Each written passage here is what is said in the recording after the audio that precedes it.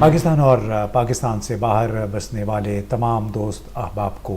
السلام علیکم۔ وزیر اعظم شہباز شریف نے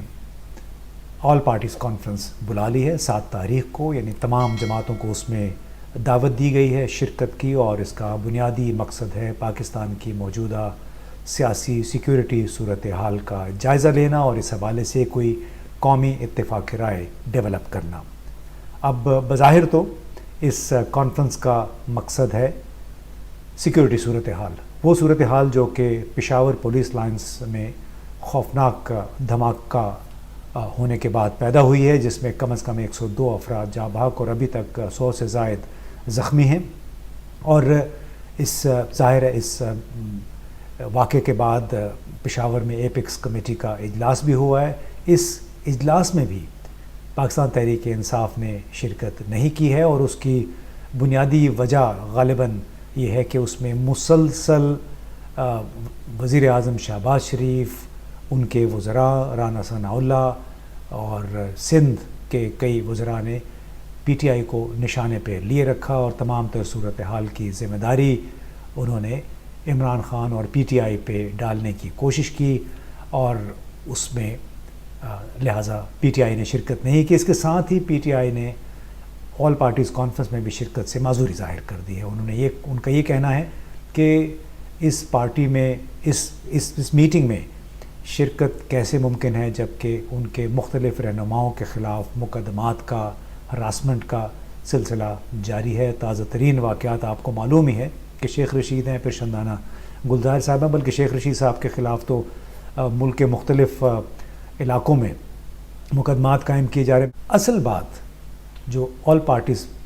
کانفرنس کے انعقاد سے پہلے سمجھنے کی ہے کہ آخر یہ حکومت جو کہ عمران خان کو صبح دوپہر شام گالیاں دیتی رہی، آنن فانن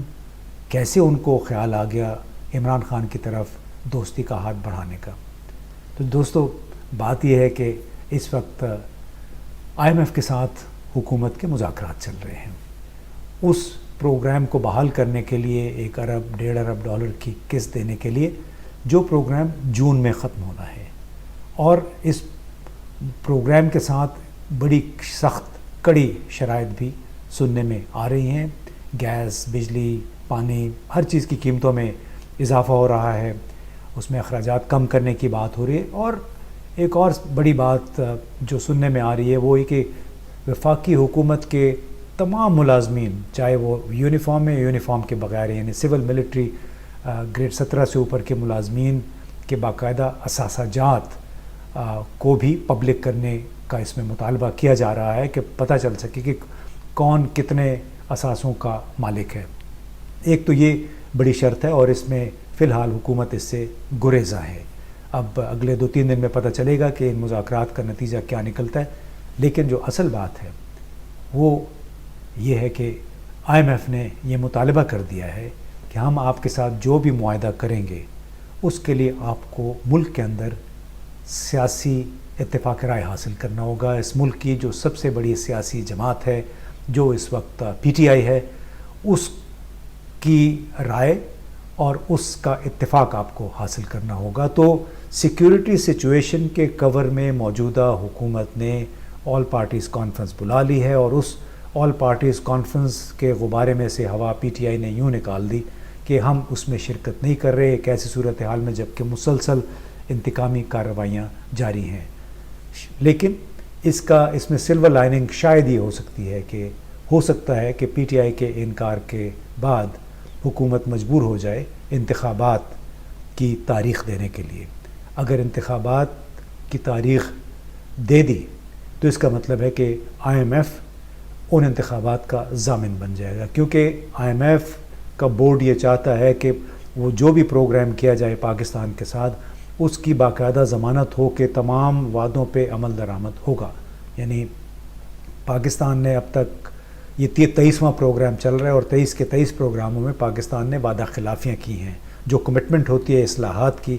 ان اصلاحات پہ عمل درآمد نہیں ہوتا، اور بعد میں ہیلے بہانے کر کے ہم اس آئی ایم ایف سے استثنا حاصل کر لیتے ہیں، جس کی وجہ سے پاکستان کے مسائل آج تک وہیں کے وہیں کھڑے ہیں جہاں سے پہلے IMF کے پروگرام کے ساتھ شروع ہوئے تھے. تو اس وقت انتہائی کڑی شرائط ہیں اور بڑا سخت رویہ اختیار کیا ہوا ہے IMF کے حکام نے، اور کیونکہ وہ اب اس نظام پہ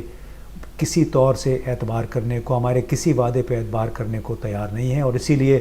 ان کا یہ مطالبہ ہے، بڑا مطالبہ ہے کہ اس ملک کی سب سے بڑی سیاسی جماعت کے ساتھ اتفاق رائے کے بغیر شاید وہ اس معاہدے پہ دستخط نہ کر سکے. اور اس کے ساتھ ساتھ اہم بات یہ ہے کہ یہ صورتحال شاید PTI کے لیے بھی ایک درمیانی رستہ ہے، کیونکہ اس وقت تک جس انداز میں PTI کو ایک باقاعدہ حکمت عملی کے تحت دیوار کے ساتھ لگایا جا رہا ہے، شاید ان انتقامی کارروائیوں سے حکومت ہاتھ کھینچ لے، شاید اس کو کچھ سپیس مل جائے اپنی شرائط منوانے کے لیے. اور ایک ہی شرط ہے کہ انتخابات ہوں، انتخابات کے نتیجے میں 5 سال کے لیے حکومت آئے، بھلے کسی کی حکومت آئے، اور وہ پھر نئے IMF کے پروگرام کے لیے اور اس ملک کی معیشت کی بحالی کے لیے کوئی عملی اقدامات کرے، اصلاحات کرے، جس کے ذریعے اس ملک کی سیاسی ملٹری اشرافیہ نہیں بلکہ اس ملک کے عوام کو بھی کچھ فائدہ ہو.